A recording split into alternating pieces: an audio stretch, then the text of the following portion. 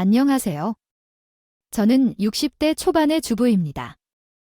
제 성격은 내성적인 편이라 다른 사람들에게 제 이야기를 잘 이야기하지 않는 편입니다. 하지만 제가 현재 살고 있는 상황이 너무 어렵다고 느껴져서 이렇게 글을 올립니다.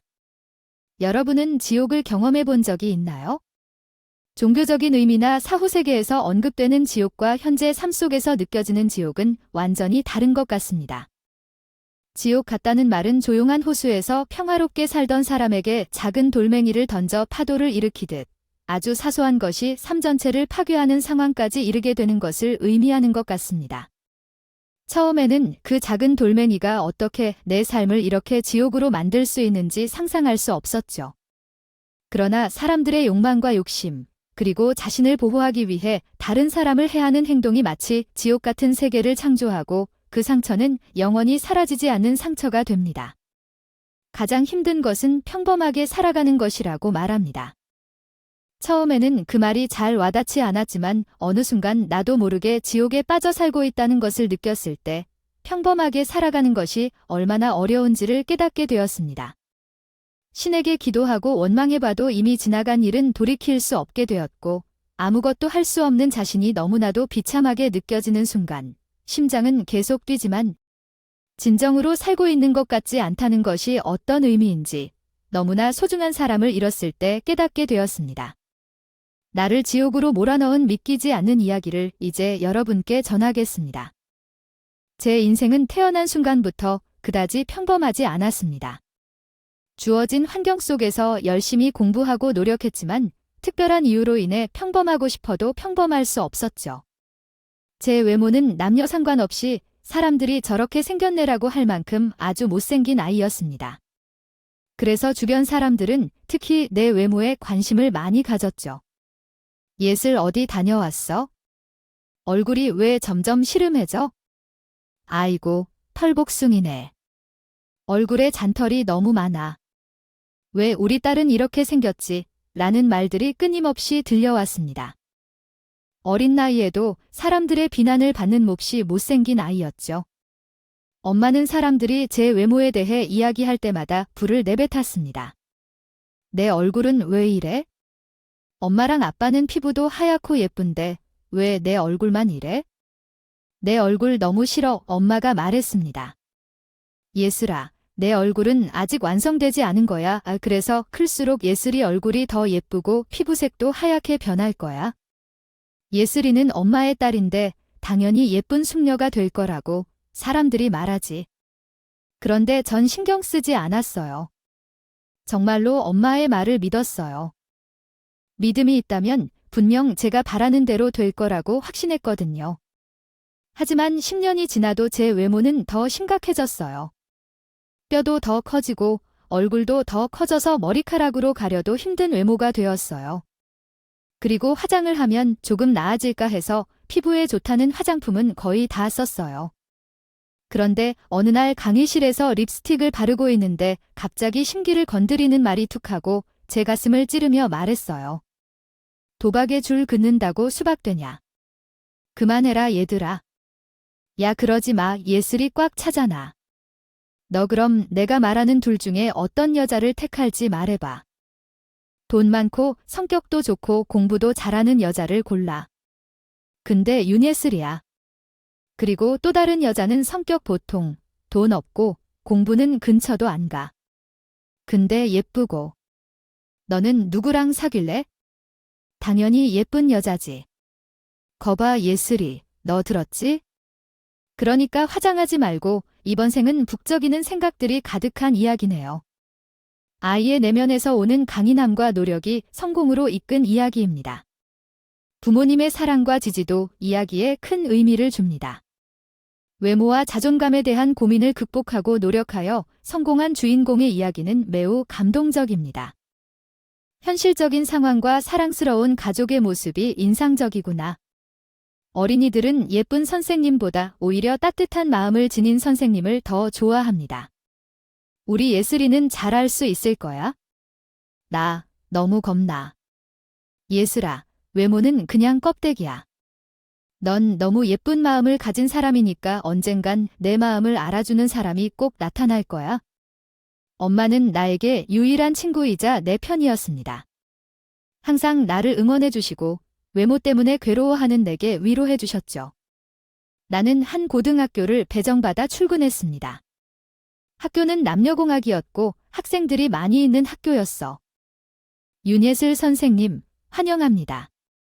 안 그래도 성적이 아주 좋다더라고요.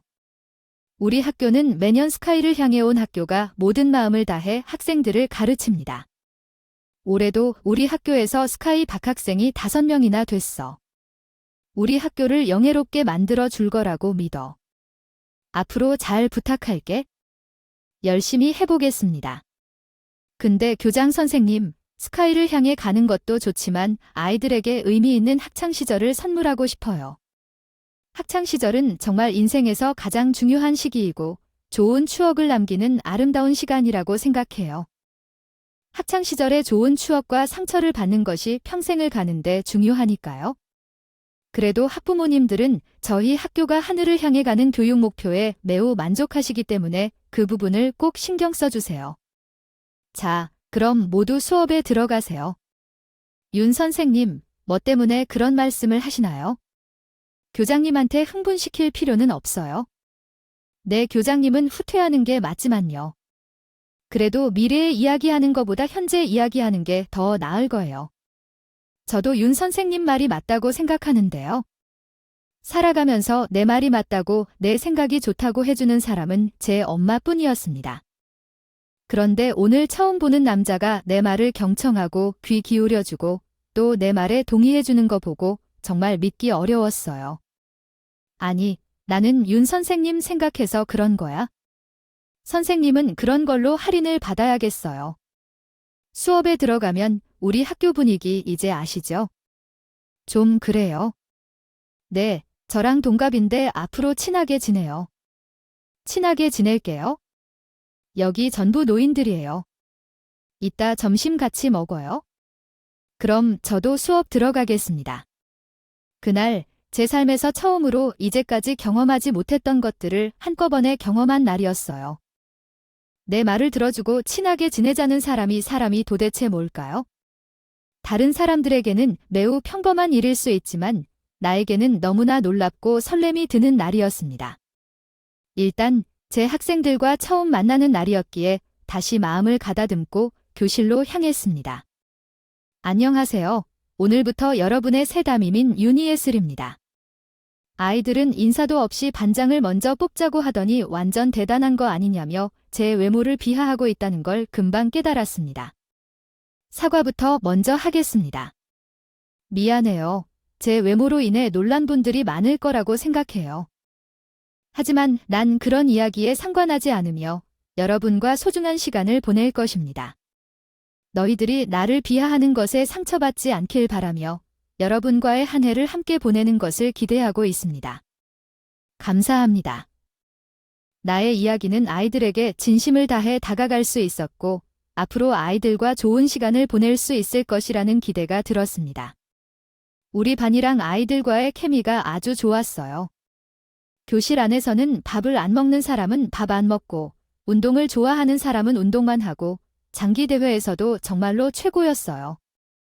이번에도 윤 선생님만 1등이네. 어린이들에게 비밀로 인기 있는 교사야? 뭐야, 그 소리는 아니야. 우리 반이라면 뭐든 잘하잖아요. 그래서 선생님이 좋으니까 아이들도 좋아하는 거죠. 우리가 만날 때 성적만 보면 머리 아프겠어요. 그래서 학원도 많이 다닌다더구먼. 도대체 공부를 하는 거야, 안 하는 거야? 아, 머리야. 엄마가 공부를 잘하면 예쁘다, 장하다 해주시던 것에 이해가 갔어요. 아이들이 정말로 제 자식처럼 보였고 뭐든 다 잘생긴 것 같았어요. 우울한 학창시절은 말도 안 되게 먼 과거였어요. 아이들을 보면서 대리 만족을 했거나 아이들을 보면 볼수록 기분이 좋아졌어요. 그리고 내 말을 챙겨 들어주는 이 선생님도 날이 갈수록 더 좋아졌어요. 그래서 어느 날 용기를 내어 음료수를 하나 사서 그 선생님에게 줄 생각이었는데 그런데 3천만 원은 어디서 구할 수 있을까요? 걱정하지 마세요. 일단 제가 알아서 할게요. 어떻게 해결해야 할지 걱정하지 마세요. 전화 통화 내용을 들은 샘은 돈 문제로 고민이 많아 보였어요. 그래서 나는 주스를 들고 고민에 빠졌어요.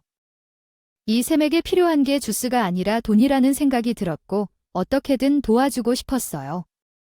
하지만 샘이 기분 상하지 않게 아주 조심스럽게 말을 건네야 했어요. 퇴근 안 하세요? 아, 해야죠. 혹시 오늘 시간 되시면 잠깐 차 한잔 하실래요? 네, 그래서 제가 그에게 말을 건네려고 했어요. 제가 드릴 말씀이 좀 있어서요. 30분 후에 길 건너 카페에서 봐요. 나는 좋아하는 사람을 도와주고 싶었어요. 한 번도 도움을 받은 적이 없고 나도 도움을 준 적이 없어서 그냥 마음대로 했어요. 죄송해요. 퇴근하는데 교장이 불러서 왜요? 늘 하는 말 있잖아요. 아시죠? 아, 그런데 저한테 하실 말씀이 아닌데 선생님께 도움을 드리고 싶어서요. 네, 어떤 도움을 주신다는 거예요? 사실 제가 얼마 전에 적금을 탔거든요. 그때 통화하시는 거 듣고 저는 도움을 드리고 싶습니다. 아, 들으셨군요. 제가 기분을 상하게 한 게 아닌지 걱정되네요. 어머니가 아프신데 사실 병원비가 부족해서 많이 걱정이에요. 그러니까 도와드릴 수 있어요. 아버지가 돈 문제에 민감하셔서 조금 어려웠어요. 계속 해결해야 한다고 했는데 다음 주에는 병원비를 꼭 처리해야 한다고 하더라고요. 제가 도와드리고 싶어요. 형편이 되면 갚으셔도 돼요. 다음 달에 꼭 갚을게요. 아, 정말 고맙습니다. 전이 선생님께 3천만 원을 빌려줬고 다음 달에 갚을 거라고 했습니다. 제가 돈을 빌려준 후 선생님께서 항상 감사하다며 커피, 음료수, 영화 티켓까지 선물해 주셨어요. 그런데 선생님께서 따로 만날 일이 있다고 하시더군요. 돈을 갚으려는 건가 했는데 지난달에 빌려준 돈을 잘 사용하셨다고 하셔서 어머니가 감사하다고 전해달라고 하셨어요.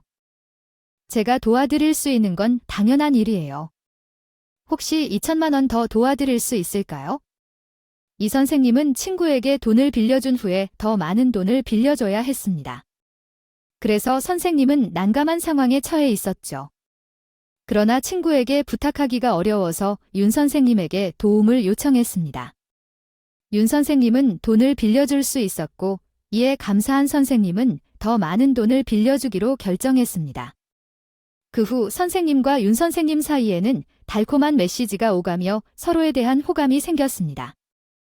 윤 선생님은 선생님을 멋진 여자로 생각했고 서로의 매력에 끌리고 있는 것을 느꼈습니다. 네. 그 사람 외모는 어때서요? 당신은 왜 그 사람을 조롱하는 건가요? 그 사람은 외모만 보고도 좋아한다는데 이해가 안 가요? 혹시 돈을 빌려달라고 하는 건가요?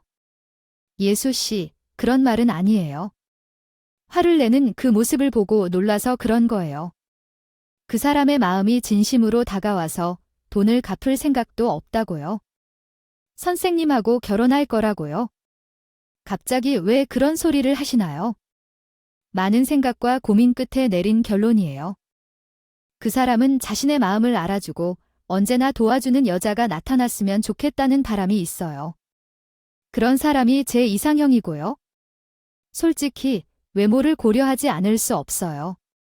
그렇지만 예슬 씨의 마음은 외모를 뛰어넘을 정도로 아름답고 사랑스러워요. 예슬 씨, 제게 결혼해 주실래요? 혼란스러워요. 감사하지만 좀 더 생각해보고 답변을 드릴게요. 여수 씨, 제 마음이 보이지 않나요? 죄송합니다. 선생님의 말을 믿기 어려웠어요. 이런 나로 인해 저런 잘난 남자와 결혼할 수 있을까 고민했어요. 정말 말이 안 되는 거라고 생각했어요. 다음 날 무거운 마음으로 출근했더니 선생님은 수업 시간이 다 되어갈 때도 보이지 않았어요. 오늘은 선생님 출근 안 하셨어요. 몸이 좀 많이 안 좋다는데 아까 교감한테 전화 왔더라고요. 우리 애들 오늘 우울할 것 같아. 체육안 하면 다른 과목으로 때워야 되니까 그럼 나 수학할게. 아프다고 설마 나 때문에 오만 가지 생각이 다 들었습니다. 당장이라도 전화해서 몸은 괜찮은지, 밥은 먹었는지 확인하고 싶었지만 수업 때문에 그럴 순 없었죠. 쌤, 그 다음 페이지 넘어갈까요? 쌤,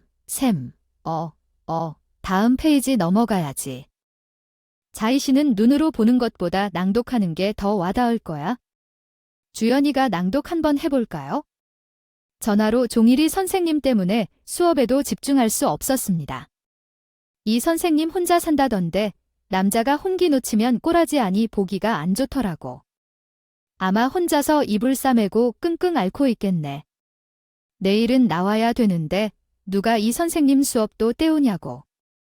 이 선생님이 혼자 산다는 이야기에 전 너무 걱정이 됐습니다. 그래서 이 선생님 집으로 찾아가 보기로 했습니다. 학교에 등록된 선생님의 주소로 가봤더니 절대로 혼자 살만한 집이 아니었습니다.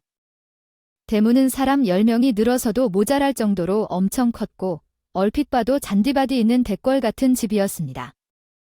예상치 못한 모습에 혼란스러웠어요. 가난해서 제게 돈을 빌려달라는 신호로 형편이 안 좋을 줄로 알았고 혼자 산다는 얘기를 듣고 쓰러지지 않았을까 걱정했어요.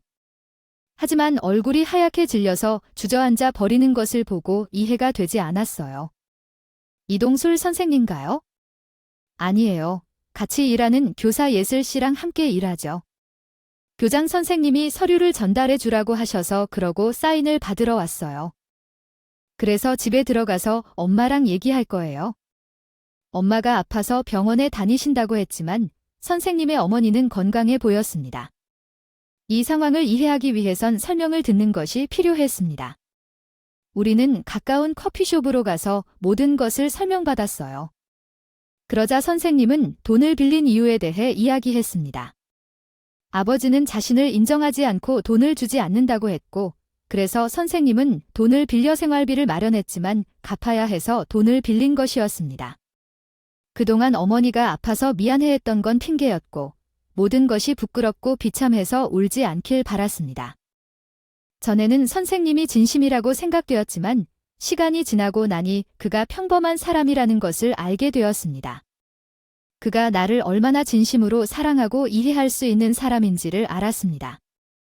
선생님은 처음 보는 사람처럼 예쁘게 보였고 그 사랑을 이해하는 사람 같아서 저에게 매력적으로 보였습니다. 하지만 이제는 그가 진짜 모습을 보여준 것 같았습니다. 그리고 낯선 여자의 도움으로 엄마의 카드 문제를 해결했다고 생각해요. 그 여자에게 돈을 빌려준 건가요? 어떻게 된 일인가요? 아버지께 어떻게 혹사해야 할지도 알겠다. 네, 잘해주세요. 그렇지만 그런데 돈 주겠다고 하는 것은 우리 집 말임내 물론 반대다. 요즘 나는 좋아하는 여자가 못 찾아 미치는구나. 어떻게 이래 정신 차린 널. 난 저런 계집새들 생각도 안 해. 뱉을 때 찢으면 안 되나 미친년이 완전 상실됨을 느끼겠군. 엄마, 내 맘에 맞아서 혼신 파릇하지 짜릿하니 엄만 그냥 굿이나 봐나 굿. 나도 뭔 속을 아니었음. 5천만 원 어디 갔어. 지금 살면서 못 느낄 행복 전해고 있다. 이 5천만 원 어치만 해줄게. 그리고 끝내야지. 전 그거 진짜 몰랐어요. 남편이 이런 개로 다가와는 줄 몰랐어요. 아무것도 모르고 거기에 사랑도 주고 싶었는데 그러던 어느 날 여보세요. 동수식 마시는 게 어때요? 네, 조금 괜찮아요. 내 지갑을 잃어버렸어요. 술값도 못 내고 집에도 못 가네요. 지금 어디 있어요? 내가 데려다 줄게요. 택시를 타고 그가 있는 술집으로 갔다. 술값을 계산하고 택시를 탔어.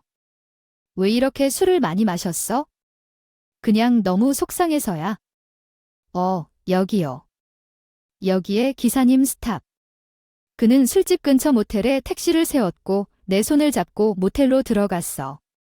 나를 믿어. 그럼 오늘 우리 함께 있자? 그래서 우리는 그날 밤 사랑을 했고 아침에 일어났을 때 그는 내 옆에 없었어. 그리고 다음 날 바로 방학이 시작됐지? 방학 내내 그는 연락이 안 되고 나는 뭔가 궁금했지만 전화하기가 망설여졌어. 방학 이후 뭔가 예전과 다르다는 느낌이 들었어.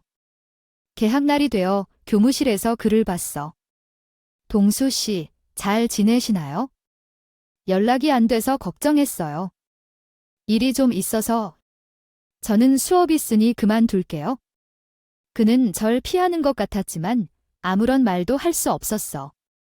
돈을 빌려주고 싶어서 빌려준 거고 그와 함께 밤을 보내고 싶어서 손을 잡았기에 그를 탓할 수 없었어. 윤 선생님, 요즘 살이 찌셨어요. 그래요. 그렇게 많이 음식을 먹는 것 같아요. 아니, 수업이 없는 동안 그렇게 많이 군것질을 계속해서 하고 있더라고요. 그래서 나이 들면 쉬이 빠지지 않아요. 제가 유지하고 있어서 정말 자랑스러워요. 우리 딸이 있을 때 체중을 10kg나 늘렸었거든요. 그래서 오늘이 몇 월 며칠인지 급하게 확인해 봤어요. 그러나 생리가 2달 이상 안 오는 걸 몰랐어요. 그날 밤에 우리에게 새 생명이 찾아온 것 같았어요. 하지만 더 정확한 검사를 받기 위해 병원에 다녀왔어요. 여자가 혼자 산부인과에 가는 게 정말 용기가 필요했어요. 하지만 아이가 있을지도 모르니까 갔었어요. 물으셨어요. 입덧이나 신체 변화 같은 게 없었어요. 그냥 좀 살이 찔 것 같기도 했고 요즘에는 조금 더 많이 먹는 것 같았어요. 그게 임신 징조라더라고요. 당신에게 축하드려요. 아이도 건강하고 잘 착상했다고 해요. 그러니까 몸조심하고 좋은 것만 보고 맛있는 음식을 드세요. 그래도 임신이라니 기뻐하지만 혹시나 원치 않는 임신이 될까 두려웠어요. 그래서 아이를 위해서라도 이 사실을 말해야겠다고요? 생각했습니다. 선생님께 드릴 말씀이 좀 있어요. 저 오늘 좀 바빠서 바쁘더라도 들어주셔야 돼요, 꼭이요. 제 눈빛과 표정이 너무나 단호하고 결연해서 선생님은 절 만나겠다고 했습니다. 돈을 빌려달라던 그 카페에서 우리는 또 만났죠. 장소는 같지만 그때의 마음과 지금 이 자리에 앉은 내 마음은 완전히 달랐어요. 무슨 일인지 돈은 지금 마련 중입니다. 그게 아니라 저 임신했어요. 네, 아까 점심시간에 병원에 가서 확인했어요. 2달이라고 해요. 정말요, 우리 그날 밤을 잊으셨어요? 네, 알고 있죠. 물론. 그리고 저한테 결혼하자고 했던 말을 잊으셨어요? 알고 있습니다. 그런데 예슬 씨가 생각을 해본다고 하니까 그날 밤 이후 그의 태도가 왜 달라졌는지 궁금했지만 지금 이 상황에선 알 필요도 없었습니다. 오직 뱃속의 아이만 생각했죠. 저는 아이를 낳을 거예요.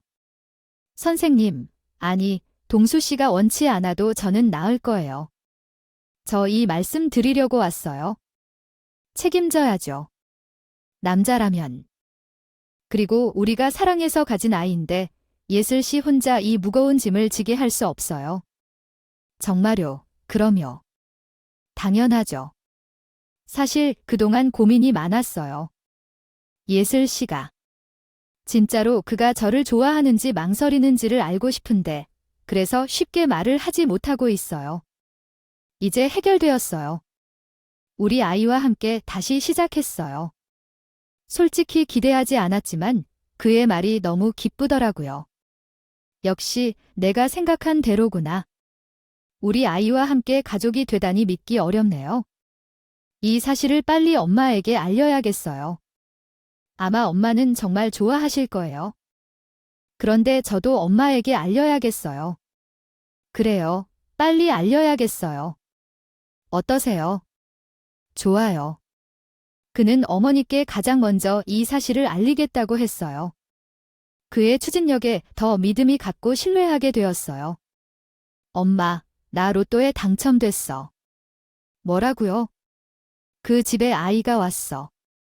뭐라고요? 너 그 사람과 자빠졌니?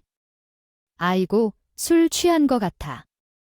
엄마, 난 읽어졌다고 하지? 아버지가 날 별로 안 보겠지? 아버지는 손주를 바라고 있어? 내가 그 손주를 안아주겠다고 내 아이니까 결혼하자고 했어. 아이를 낳고 이혼하면 되는 거야? 아이는 우리가 키우고 아버지가 재산 상속할 때 고려할 것 같아. 맞는 말이네. 그러고 보니 말이 맞는 것 같네. 그래, 근데 아버지는 오로지 아들을 원하고 있는데 고릴라 같은 딸만 낳는다는 보장이 있어? 아들이 아니면 쫓아낼 방법을 한번 생각해 봐야 하겠네. 일단 임신했다는 사실을 아버지에게 알려봐야겠어. 알았어. 시아버지에게서는 딸만 셋을 받았으니 제 아들에 대한 간절한 소망이 있었다고 이야기합니다. 그러나 동수 씨는 자신의 혈통이 아니라는 점 때문에 좀 찝찝한 마음이 들었다고 합니다. 그렇지만 저가 아이를 낳으면 분명히 자신의 혈통으로 인정받을 것이라고 생각했던 거죠. 시어머니와 동수 씨가 제 아이를 재산상 속임수로 여기고 있음을 알았다면 결혼하지 않았을 거라고 말합니다. 하지만 제가 그를 믿고 결혼을 약속했다고 합니다. 결혼식은 간단하게 가족끼리 식사만 하는 걸로 계획했는데 요즘 스몰웨딩이 급부상해서 거리 없이 하는 건 싫다고 합니다. 두 분이 함께 결정한 대로 하객 없이 가족끼리 식사를 하게 되었습니다. 좀 찝찝하지만 뭐 어쩔 수 없지 않나요? 생각이 나서요. 가족이 모여서 식사를 한 후 민망한 분위기도 속에서도 생명은 선물이자 축복이라며 감사를 표시합니다. 앞으로 잘 부탁드린다고 하고 시어머니는 며느리를 딸처럼 대할 것이라고 말하며 안심을 시키는 듯합니다. 간단한 식사와 결혼식을 올렸고 저희는 시어머니 집에서 신혼생활을 시작하기로 했습니다. 하지만 엄마는 계속 걱정하셨어요. 정말 예슬아, 엄마 미안해요. 나는 내가 그렇게 되어줄 줄 몰랐어. 저 남자가 나의 이야기를 유일하게 들어주는 사람이었고 그 때문에 그의 이야기에 귀 기울였어요. 돈 때문이 아니라고요. 엄마도 다 알아요. 내가 저 사람에게 돈을 빌려준 거를. 그래도 어떻게든 되겠지? 아이를 가졌고 아이 아빠가 잘 책임진다고 하니까 다행하다고 하겠지만 항상 조심하고 신중하게 행동해야 할 거야. 알겠어요, 엄마. 그런 식으로 시어머니 집에 들어갔고 임신 중에도 시어머니의 집안을 도왔어요. 며느리들은 보통 시어머니 집에 들어가지만 우리 집안은 좀 특별했어요. 옛날에도 판일하다가 애 낳고 그랬어요. 애가 주는 게 벼슬이라고 생각해? 네 어머니, 너는 계속해서 학교 다니고 그리고 용돈도 챙겨 써라. 5개월쯤 되면 성별을 알 수 있다던데 그때 반드시 확인해야 해. 이 딸이든 아들이든 나는 다 괜찮아. 나는 안 괜찮아. 그래서 성별 확인하고 아침만 차리고 저녁도 차리고 며느리를 잘 바라봐야겠다. 이런 얘기가 나왔어. 네 어머님 그렇게 하겠습니다. 나는 새벽부터 아침을 차려주고 학교에서 일하고 집에 와서도 저녁을 차렸어. 얘야, 이게 밥이야? 떡이야. 아니 물조차 어떻게 한 거야? 라는 말로 모욕당했지만 참았어. 얼굴을 보면 한숨만 나와. 우리 손주가 너처럼 생겼으면 몇 억을 들여서라도 고쳐줄 거야. 밥을 차리라고 했는데 얼굴 보면 밥맛이 떨어져. 그래도 참겠다. 아이가 태어나면 어머님도 좀 선하겠지 믿어. 그런데 감쪽같이 결혼하고 감축같이 임신하고. 윤 선생 뭐야? 그냥 조철이 저희들끼리만 올린 건데? 요즘은 애 가지고 결혼하는 게 최고의 혼수래. 시어머니는 어때? 좀 낯설어. 시집살이가 원래 그래? 그러나 아이가 태어나면 완전히 바뀔 거라고 생각합니다. 아이 때문에 구박을 당하더라도 마음이 부드러워지죠. 그래서 자녀는 부모님에게는 보물이자 세상의 전부입니다. 그래서 귀를 닫고 입을 다물고 눈을 감고 3년을 견뎌내면 가지 나온다고 합니다. 저도 선배 선생님의 말을 듣고 약간 위로받았습니다. 임신 5개월 차에 시어머니의 태도가 많이 변했습니다. 아들을 낳았다고 확인하고 온 아들이라고 말했습니다. 아들 맞다고 한 것만으로도 큰 위안이었습니다. 그리고 임신 5개월 차에 시어머니의 태도가 많이 변했습니다. 아들을 낳았다고 확인하고 온 아들이라고 말했습니다. 아들 맞다고 한 것만으로도 큰 위안이었습니다. 시아버지도 좋아했고 남편도 신이 나서 저를 껴안고 난리가 났습니다. 아들을 가졌기 때문에 출산 전까지 정말로 황홀한 대접을 받았습니다. 아마도 대화나 이야기 중 일부분일 것 같습니다. 아래에 한국어 번역을 제공해 드리겠습니다. 어쨌든 난 완전히 망가뜨릴 거니까 엄마, 아빠 들어봐. 너에게는 그러한 고릴라 같은 것, 탐폰제브, 애는 벤츠를 끌어와 줄까? 참아, 참아. 우리 아들이 나아질 때부터 우리가 열쇠를 주었다고 하니까, 그러니까 조금만 참아라. 우리는 건강한 아들을 낳았고, 집은 축제가 벌어졌어. 아, 오늘 같은 좋은 날이 없네? 아이, 술 좀 가져와. 오늘 한잔 해야겠어. 아빠, 뭘 좋아해? 당연히 제일 비싼 거지? 아니, 바로 가져와. 아버지의 자손인 준우의 사랑은 정말 감동적이었습니다. 아이가 어릴 때부터 전신을 명품으로 감싸고 초등학교 때 경호원을 뽑기도 했어. 아이가 다치지 않을까 염려하는 마음을 가졌던 시어머니와 남편이 더욱 고급 교육을 받도록 원해 일주일에 12개씩도 새로운 과일을 주문했죠. 나는 항상 아들이 할아버지와 아버지가 힘들어하지 않길 바랐어. 준우야, 힘들지 않아. 아니야, 어렵지 않아. 힘들면 말해, 엄마에게. 나는 배우는 게 좋아. 배울수록 크는 느낌이 들어. 내가 훌륭한 사람으로 성장해 엄마에게 효도할 거야. 엄마는 나를 세상에서 가장 행복하게 만들어줄 거야. 준우야, 내 외에는 아무도 없어. 나도 엄마가 최고야. 준우는 눈에 넣어도 안 아플 정도로 기특하고 똑똑한 아이였습니다. 학교 성적도 늘 1등을 놓친 적이 없었고 어떤 대회를 참가하든 대상을 놓친 적이 없었죠. 준은 얻지 못하는 게 없을 거 할머니들 만나 아빠를 닮았나 전 엄마 닮은 거 같은데요. 전 엄마같이 좋은 사람이 되고 싶어요. 그래서 공부도 열심히 하는 거고요. 아니야, 넌 아빠를 닮았어. 너 어디 가서 엄마 닮았단 이야기 하지 마, 알겠지? 아니요, 전 엄마 닮았어요. 그리고 그게 제 자랑이에요. 시어머니는 준우가 모든 면에서 흠잡을 데가 없다고 하셨지만 준우가 엄마를 좋아하는 건 정말 못마땅해 하셨습니다. 아니, 내가 거의 준우를 업어 키우거나 마찬가지인데 준우는 왜 늘 엄마 타령이냐? 저럴 땐 진짜 한 번씩 미워 죽겠다니까? 아직 알잖아. 엄마를 좀 싫어해야 내쫓아내던지 말든지 할 텐데. 엄마, 그런 소리 함부로 하지 마. 아버지가 알면 우리 둘 다 죽어 속상해서 하는 말이지. 준우는 날이 갈수록 정말 착하고 바른 아이로 성장했습니다. 그리고 결국 그 어렵다는 서울대 법대에 합격을 했습니다. 진짜 우리 준우가 서울대 법대를. 아, 이거 준우야. 잘했다, 잘했어. 하리비가 뭘 해줄까? 아직은 필요한 거 없어요. 지금까지 해주신 것만으로도 너무 감사드려요. 할아버지, 엄마, 아빠 그리고 할머니가 없었으면 이러한 결과를 이루지도 못했을 거예요. 아라비가 중요한 일정이 있어서 이번에는 좀 더 긴 출장을 다녀와야 해요. 우리 손자의 입학식에 꼭 참석하고 싶었는데 어떻게든 일을 서둘러 끝내고 싶어요.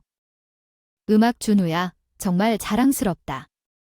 하레비는 밥을 먹어도 배부르게 느껴지는 걸 보니 이 모든 것이 나와 함께하는 의미가 있어요. 너무 수고했어. 특히 준우님이야. 고생 많았다고 말씀드리지만 모두 아버님 덕분입니다. 아버님은 출장을 떠나시고 집이 비어있을 때 시어머니가 나에게 악담을 퍼붓곤 했어. 네가 한 게 뭐가 있냐? 준우는 내가 키웠다니까 이내 어머님이 덕분입니다. 고맙습니다. 생긴 대로 논다던 시어머니가 내를 실적 넘어가려고 하느라 지적하면서 시아버지한테 뜯어낼 생각하지 마라. 알겠어. 시어머니는 시아버님이 집을 비울 때마다 여행을 다니시곤 했어요. 그날도 시어머니는 친구들과 여행을 떠나셨어요. 이상하게 꽃샘 추위가 기승을 부리던 그날 아들의 입학식을 하루 남겨두고 준우가 어떻게 성장했는지 사진첩을 보던 중 엄마가 말했습니다. 저 이제 들어갈게요. 그러나 어린이들이 노래방에 가자고 해서 나도 그렇게 할 거야. 내일은 입학식이지만 일찍 들어와야겠지? 밖이 춥잖아. 빨리 들어가야겠어? 그거야 알겠지? 그때는 아들과의 마지막 대화가 될 줄은 상상도 못했어. 그 후 2시간이 지나자 어머니 되시죠? 이준호 씨, 지금 병원에 있어요. 교통사고가 났어요. 상태가 좋지 않아 빨리 오세요. 하늘이 노래 좋고 신발도 제대로 신지 않은 채 사정없이 병원으로 뛰어갔어. 도착했을 때 아들은 이미 차디찬 상태로 누워 있었고 그 모습을 본 순간 쓰러지고 말았어. 너무 믿기 힘들었어. 내 아들이 하늘로 가다니. 너무 억울했어? 수사 중이라면서 막무가내로 쏘다니엘 좋아. 내 이 말을 듣자마자 기절하고 성조를 맞고 눈을 떴을 때 시모니가 사정없이 따온 천졸 패고 자조항 엄마하니 해방어한지 사이에 나와 수모 탈탈구 하더라고. 실경지 내 손자를 죽인 것 같다는 증거가 있어? 에이, 엄마, 조용해. 너 왜 그런 시간에 돌아다녔어? 어서 집에서 나가? 널 처음 본 순간부터 역겨웠고 널 키우는 게 재수 없는 일이야. 결국 나는 사단을 냈고 너는 우리 집으로 들어왔어. 내가 준우라면 너를 집 밖으로 쫓았을 텐데 내 집은 병원에 맡겨뒀으니까 집에 들어와야 할 필요는 없어. 너는 그냥 나가, 알겠어. 아무 말도 없었다. 부모로서 자식을 보호하지 못한 죄를 짊어져야만 했다. 아들의 장례식에 참석하지 못했고 고통 속에서 혼자 남겨진 채로 친정에서 가슴이 찢어지는 것 같이 울었다.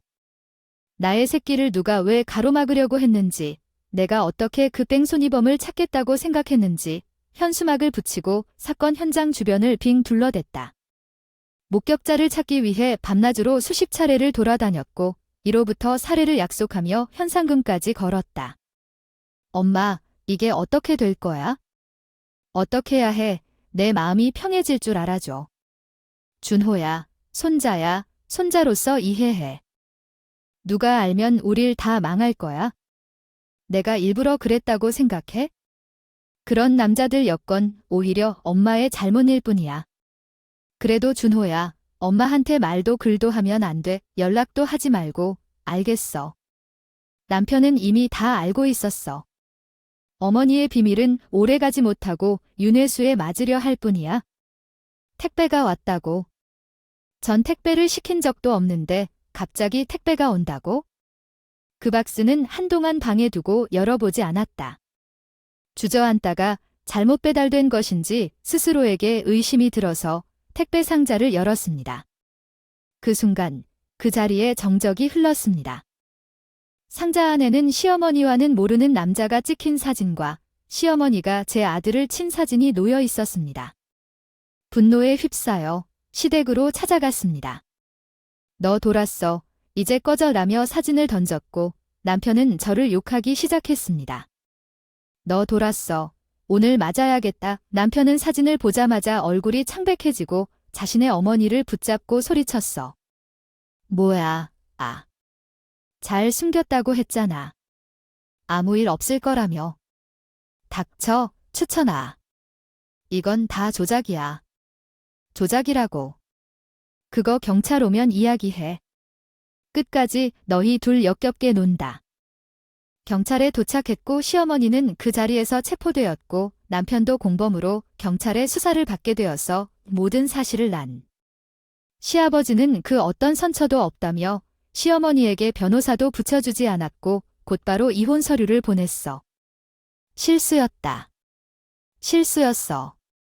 그리고 내가 운전한 것도 아니다. 그 인간이 술을 마시고 운전하다가 그렇게 됐다는데. 나 아니라고. 엄마는 도대체 그 인간이 누군데? 엄마가 만난 남자가 너무 많아서 누굴까도 모르겠다. 이 자식이 진짜. 난 잘못 없어. 엄마는 음주운전 방조 살인사건의 공범이야. 근데 난 엄마 범죄에 눈 감아줬어도 진족 상도례로 철 안 받는다네. 엄마는 감옥에서 좀 썩어야 돼. 자기 욕심 때문에 아들이 인생까지 망치더니 이제 손자까지. 나도 용서 못해. 나도 못한다고 너도 알았잖아. 너도 알고 있었잖아. 내가 뭘 하는데? 아줌마가 뭔 소리 하는 거야? 이동수 씨, 나오세요. 조사 끝났습니다. 건강하고 행복하게 사시면서 면회 오기 약속할 수 없어요. 남편은 자신의 어머니를 버리고 떠나버렸고 저와 이혼한 뒤에는 학교에서도 쫓겼습니다.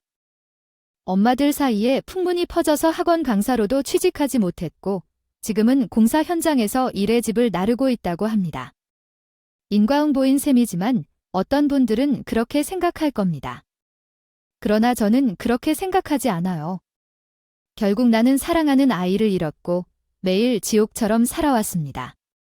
하지만 요즘은 주말마다 지역 아동센터를 방문해 공부를 가르치고 아이들과 즐거운 시간을 보내고 있습니다. 내가 매일 지옥 같은 삶을 살아도 내 아이가 하늘에서 마음 아프지 않을까 봐 아들을 위해 더 열심히 살아야겠다고 생각했어요. 지금은 아들이 19명이 되었습니다. 마음으로 낳은 아이들과 함께 난 하루하루 행복을 찾아가고 있습니다. 여러분, 당신의 삶이 천국이든 지옥이든 그건 당신의 마음이 결정한다고 생각해요. 죽지 않아도 살아있지만 내 삶이 좀 더 의미 있고 누군가에게 힘이 될 수 있다면 당신의 지옥도 언젠가 천국으로 변할지 모릅니다.